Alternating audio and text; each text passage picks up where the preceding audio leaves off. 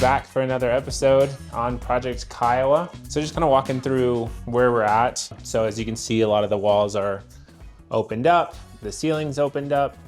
We have a bit of a leak coming down, causing some issues on the floor. This is why we shouldn't use this type of subfloor and actually should use plywood instead of MDF. Coming to the kitchen, again, kind of making some shifts here. So we will make the opening here.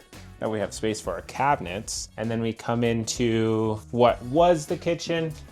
So when we kind of brought a lot of this stuff out, as you can see, it's like a drop ceiling.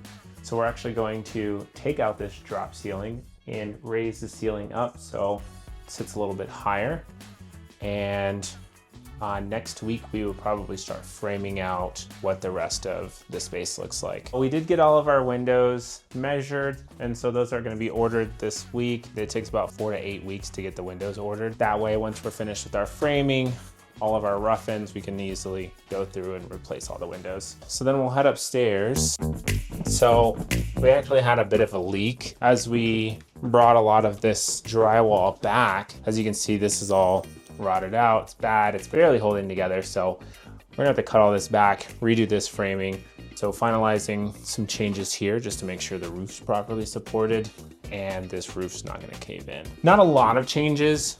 We've been on a delay and it's really been because of our foundation. And we'll go downstairs and talk a little bit more about that, but just a bit of an issue with what we found in the soils, but we'll go downstairs and check it out.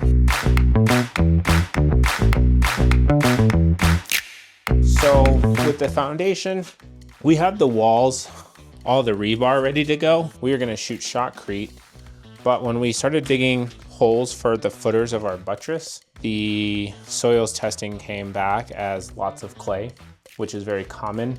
So when it rains, gets water, the soil expands and contracts, causing issues like you see here with the foundation. So tomorrow, we actually have to drive in helical piers. So we're gonna drive in one in this hole, and then we're gonna do one over there. But the time it's taken a week just to get soils testing back, and then kind of rescheduling everybody and getting back on track. It's taken about a week and a half to 2 weeks. So once we get these helical piers in tomorrow, we'll be able to finish out this wall. And once this wall is finished, then we can actually start the framing for the rest of the house. Just make sure everything is structurally sound.